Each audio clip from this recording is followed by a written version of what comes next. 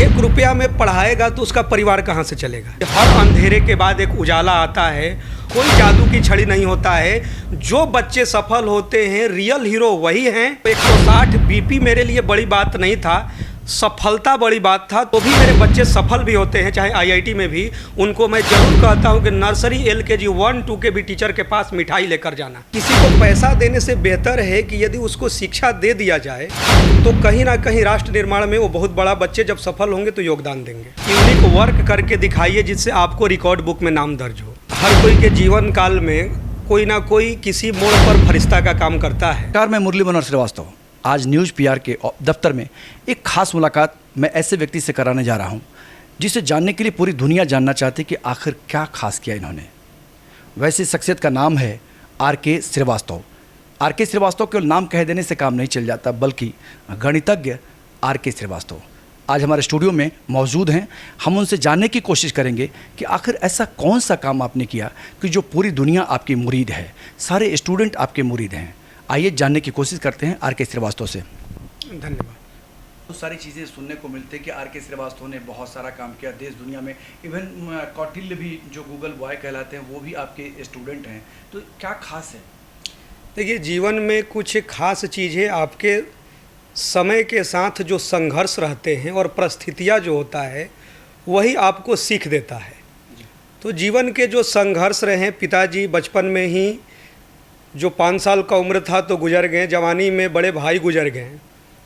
तो कहीं ना कहीं जो समय सबसे बलवान होता है और समय एक एक परत दर परत आपको सिखाने का मौका देता है। तो मैं तो ज़रूर यह कहना चाहूँगा कि सेल्फ स्टडी से जो चीज़ आप सीख सकते हैं वो कहीं ना कहीं एक गुरु का सहयोग, लेकिन सेल्फ स्टडी आपको कहीं ना कहीं आपको बहुत मजबूत बना देता है। और उन्हीं परिस्थितियों ने ये सिखाया कि जो आपके जीवन में, जो जीवन काल का जो भी दौर अभी तक गुजरा और जो उतार चढ़ाव रहा, तो बिना बताए ये समझ में ज़रूर आता है कि जो आज के गरीब तबके के बच्चे हैं वो यदि, क्योंकि किसी को पैसा देने से बेहतर है कि यदि उसको शिक्षा दे दिया जाए तो कहीं ना कहीं राष्ट्र निर्माण में वो बहुत बड़ा, बच्चे जब सफल होंगे तो योगदान देंगे। आखिर आर.के. श्रीवास्तव ने एक नया प्रयोग किया ये लॉकडाउन के दौर में।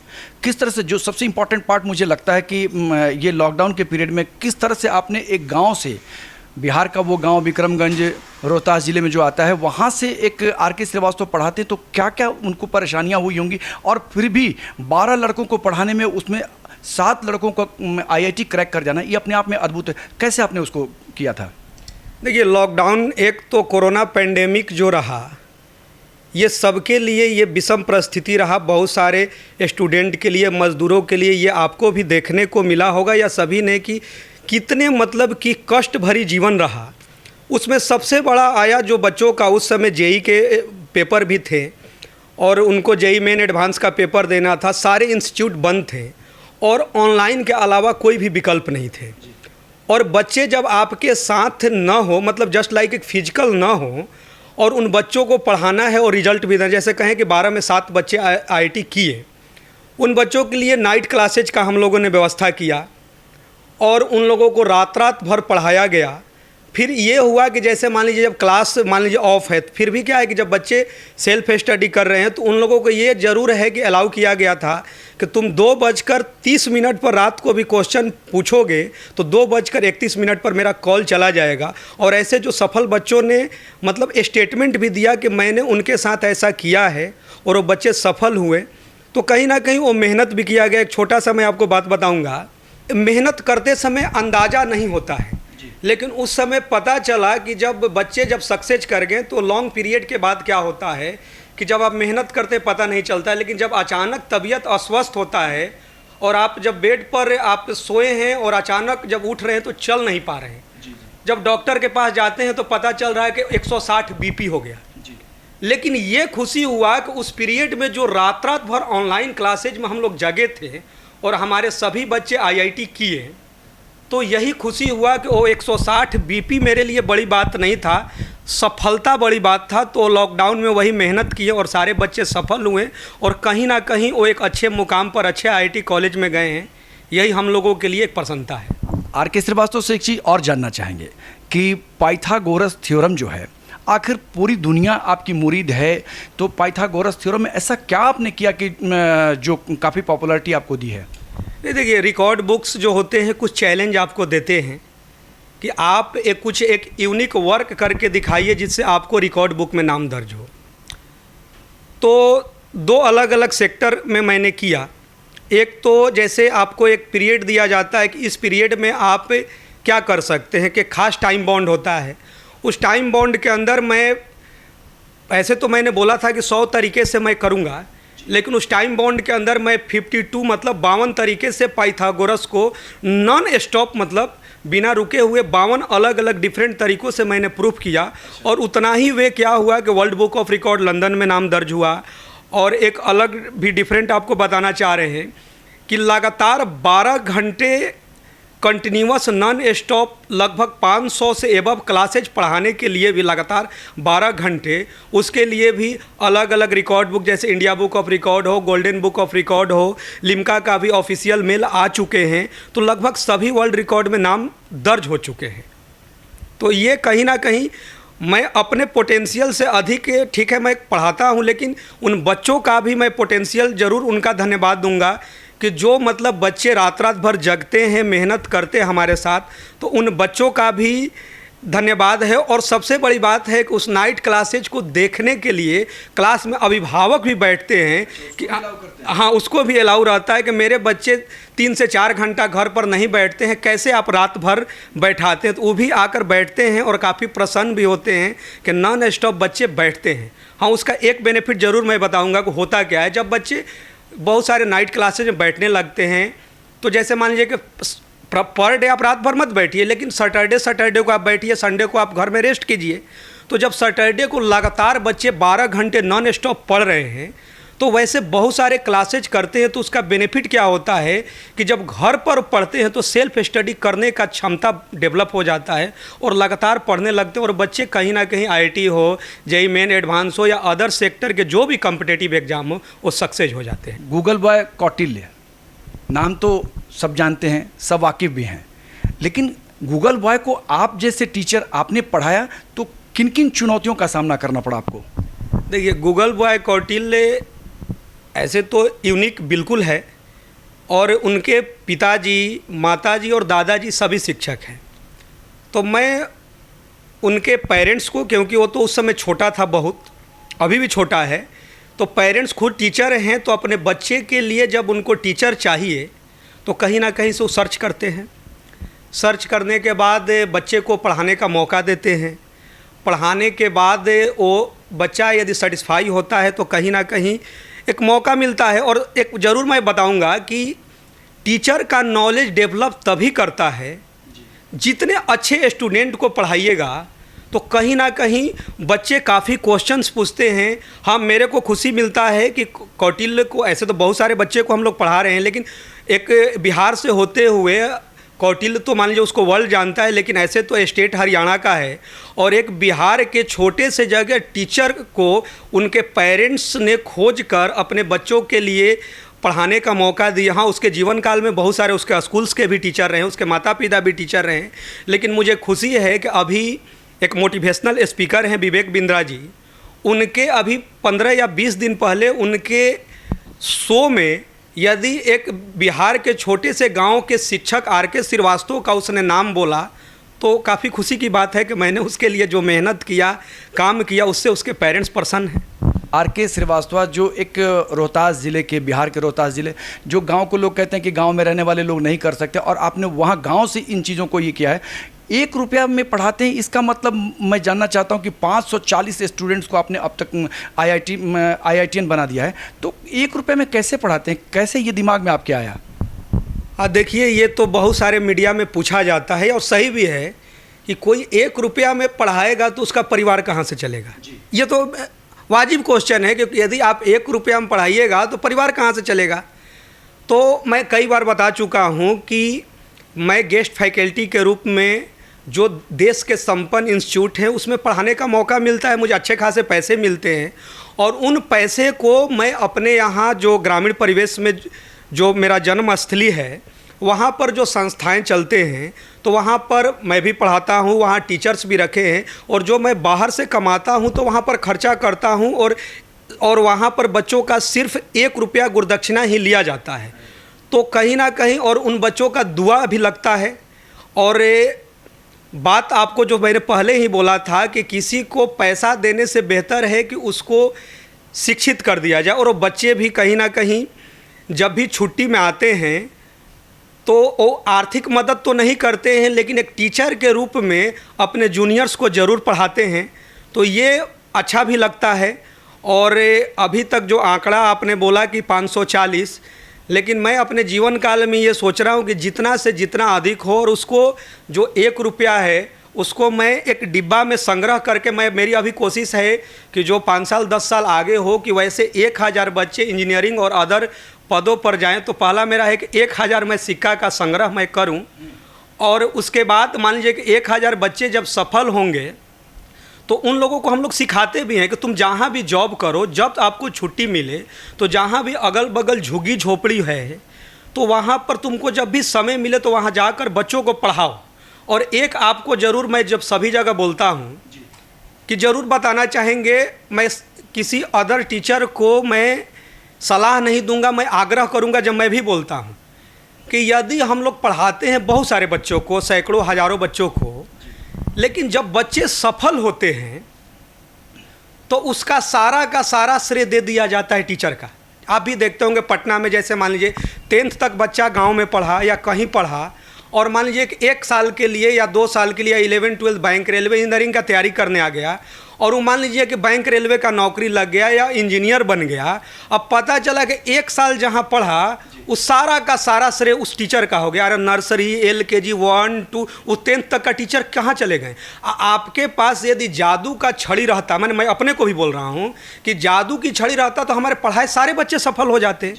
रियल बात यह है कि जो भी बच्चा सफल होता है उसके माता पिता का संस्कार और उसके बच्चे की अपनी मेहनत होती है। हाँ, गुरुओं का योगदान, बिना गुरु के ज्ञान नहीं होता, लेकिन मैं खुद बोलता हूँ कि 10 से 20% टीचर का योगदान है, और जो बच्चे सफल हुए, सेलेक्ट हुए, उसमें 80% उसका अपना योगदान है।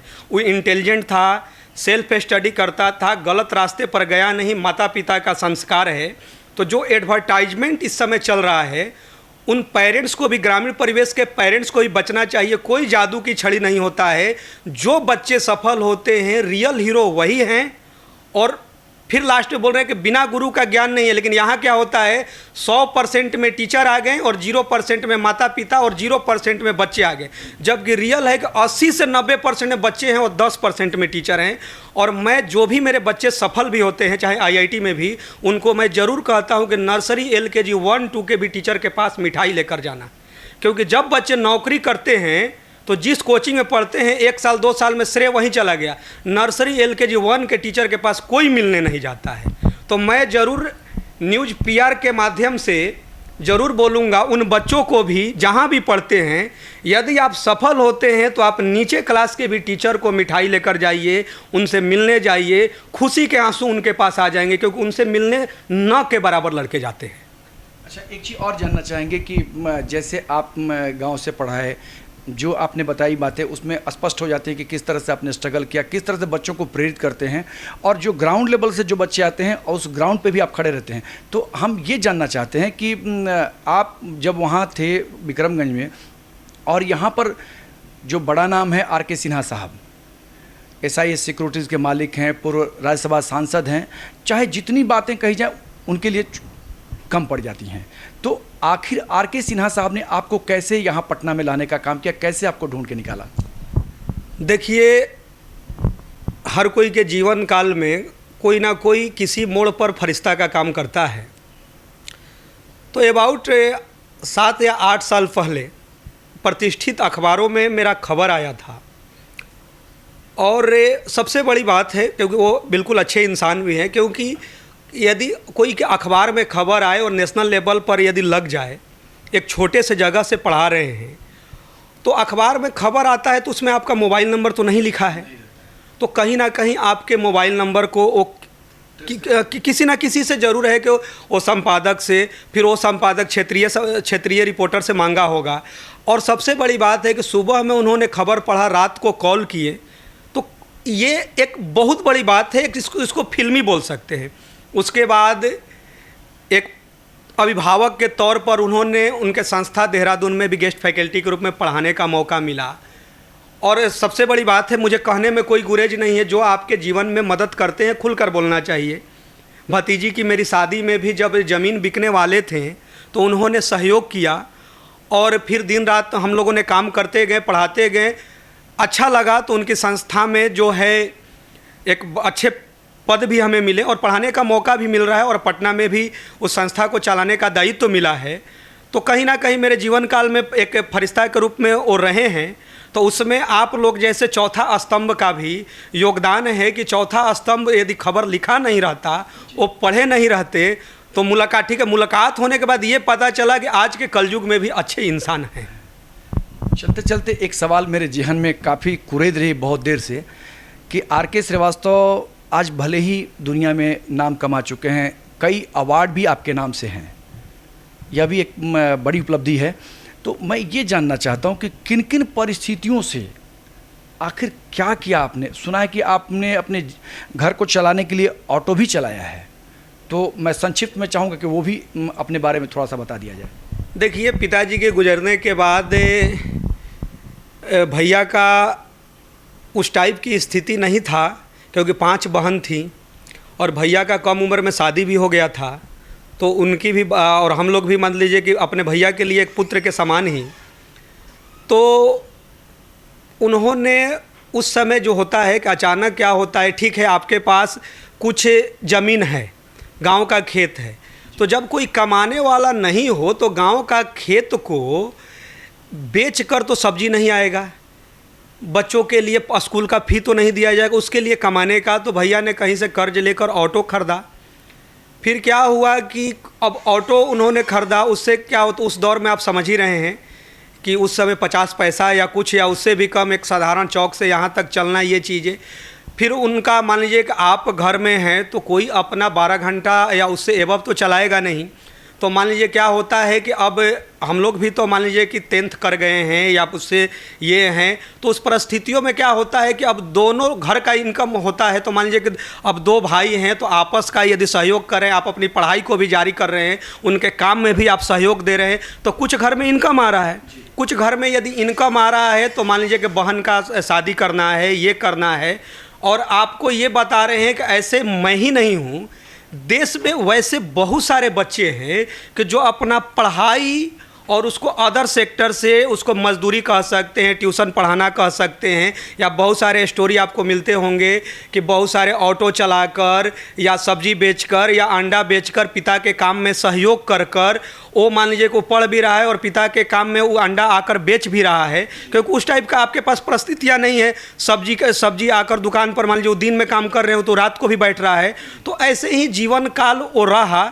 लेकिन ये होता है कि एक कहावत है कि हर अंधेरे के बाद एक उजाला आता है, और मुझे खुशी है कि जैसे आपने बोला कि एक शिक्षा में धीरे धीरे मुकाम भी मिल रहा है, और भैया के गुजरने के बाद मैंने अपनी 2 भतीजियों को एक शिक्षित संपन्न परिवार में शादी भी किया, तो कहीं ना कहीं उन गरीब बच्चों का दुआ भी मिल रहा है।